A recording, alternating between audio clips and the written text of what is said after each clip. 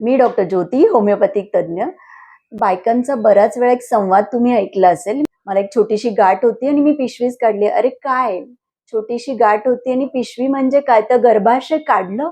तुम्ही डायरेक्टली गर्भाशय एका छोट्या गाठीसाठी काढता आणि दॅट इज फायब्रॉइड. हां, येस. मी याच आजारावरती आज तुमच्याशी बोलणार आहे.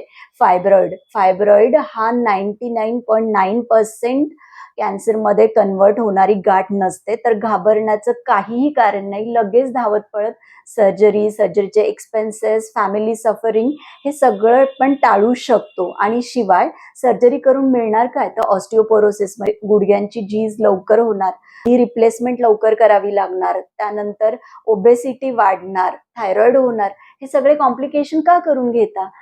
गाठींचे प्रकार, गाठींची साईज, त्यानंतर प्रत्येक 3 महिन्याने सोनोग्राफी करून ते मॉनिटरिंग करणं, त्या संदर्भात डाएट, योगा या सगळ्याचा सल्ला तुम्हाला आमच्या क्लिनिकमध्ये मिळेल.